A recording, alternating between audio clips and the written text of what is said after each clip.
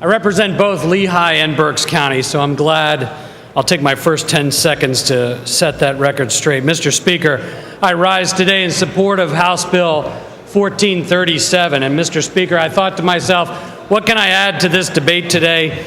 And what are the things that I need to say where I want to represent the people of the 187th District? And I thought on display here today is the difference between having a Republican majority and a Democratic majority running this House. You see, it's easy, and a lot of my colleagues over here, it's easy for us to be a no. We know that. I've been a no on some things. That's the easiest position. Second easiest is yes. Yes to everything.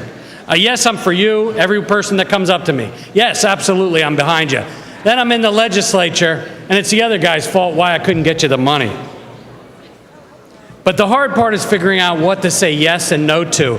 That's what our governor has to do as the executive. That's what we have to do as an appropriations committee together. When Democrats led this House, not only could they, and when I say they, I don't mean individuals. I mean the collective experience of what happened when I was here. Not only could they not prioritize line items, not take any out, there were too many line items in, couldn't decide extreme funding amounts for those line items from my perspective. You've heard today from my friends here, our Democrats, the leaders, and other folks on the other side of the aisle. You've heard about the Democrat management style. Doesn't care where the money comes from. What matters is just that we keep the spending going. The Democrat management style measures their worth as an elected official by the wheelbarrow.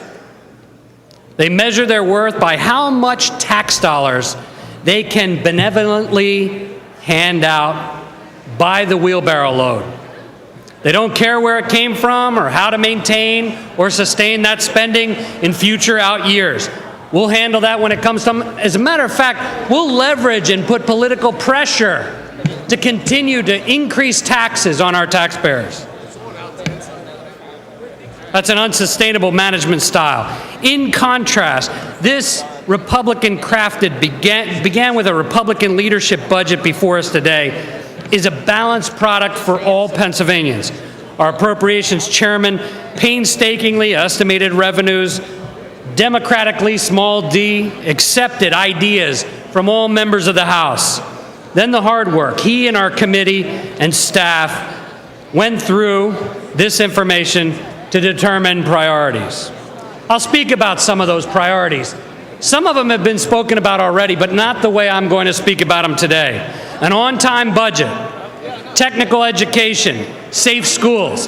Is that just something we polled and found out? Ooh, that's politically pleasing. No, an on-time budget.